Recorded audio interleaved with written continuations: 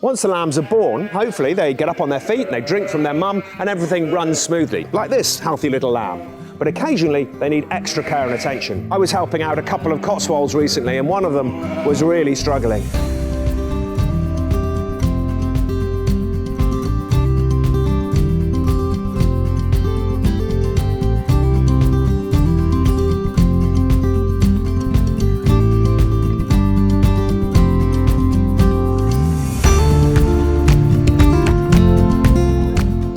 This Cotswold has recently given birth, less than an hour ago. She's got twins, one that's very lively and one that's a little bit slower.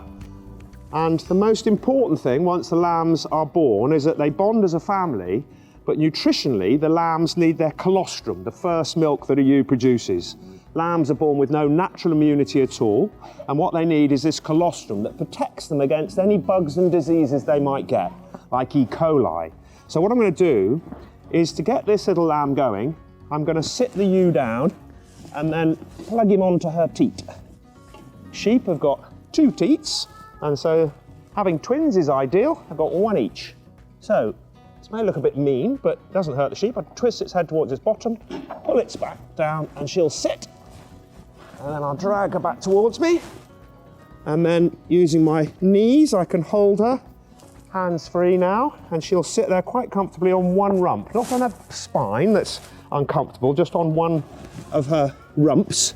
And there's her udder, which is holding all the milk, and it's made of 2 halves, so each half is separate, so the milk from this half stays in that section. And if I squeeze the teat, there's the colostrum. The colostrum is a thick custardy yellow milk that will turn into pure white sheep's milk in a day or 2's time. And it's that colostrum that these lambs need. Just check the other teat. There we go. That means that we've got the nutrition for this sheep absolutely correct, and that she's been eating a really high energy, high protein food. So she's given birth, she's remained in good condition, but not overweight, so she's given birth reasonably easily. The lambs are a good size, and she's got plenty of milk. So this is a perfect situation. And this is one of my favourite breeds, the Cotswold, famous for their wool, and of course gave this region its name. The Cotswolds are named because of sheep cots on the rolling hills, the cots on the wolds. And so if I get the little one first, it needs a bit more love. And if you lie the lamb next to its mum, because if you put it this side, when the ewe kicks, you might kick the lamb. But if you lie against her body, then it's safe. Clean off the straw, and then just squeeze the udder so there's milk in the teat.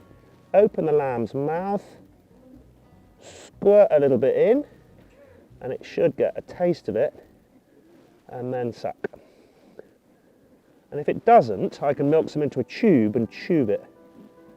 Ideally, it'll have a little drink. Going a little bit. I just milk a little bit into its mouth. What it might have done when it was born is breathed in a little bit of the amniotic fluid, the birth fluid, but I don't think that's going to suck at the moment. But we'll get its big brother. You're a big boy, aren't you? Right, let's try here.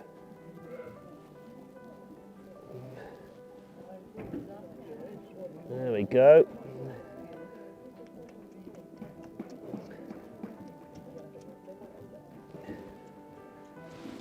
So that lamb is now sucking away. You can see its mouth sucking like crazy, loving that colostrum. And there's his little sister's not doing so well, but she'll be all right, we'll get her there. One good thing to do with a lamb like this, is a strong lamb like this, is to let it have a bit of a feed like that. You can see she's had quite a bit out of there. Now that'll give it the momentum and the strength to get under there and do it itself. So I've given the stronger lamb some colostrum, and he's now up on his feet trying to find it himself, getting under his mum. And then the weaker lamb has got a little bit of fluid in his lungs, rubbed it dry with a cloth, and what I'm going to do is just let it build a bit of strength, and then we'll probably stomach tube it, put a tube down into its stomach and give it some colostrum that way. And we'll leave it here for a few minutes and then possibly move it under a lamp so that it stays nice and warm. Okay, very good. That's what it needed. It needed a bit of loo love. As we've heard, colostrum is essential for the beginning of a lamb's life to make sure it's protected and it has all that antibodies that it requires. If a lamb isn't strong enough to suck from its own mum, then we can either bottle feed it or use a stomach tube. So this is where it goes down into the lamb's stomach. You fill the tube with colostrum and then it gravity feeds down into the lamb. It's quite a skillful job. What you don't want to do is put the tube down into its lungs because then you'll drown it. So you can put it down into its stomach. You can then listen. If you can hear it breathing, you've got it down the wrong pipe and you need to put it down into its stomach. Within the first hour of life, the lamb needs 50 ml per kilogram of its own body weight. And within the first 24 hours, 200 ml per kilogram of its body weight. So it needs quite a lot. And that's a very, very important job in postnatal care for the shepherds, to walk along and checking their lambs have all got full bellies and they're fit and well. In these pens, we've got ewes with their lambs under lamps. These ones are a little bit smaller, perhaps a little bit weak, and need to stay warm, because one of the other things that they get is hypothermia, particularly if they haven't got enough milk in their bellies.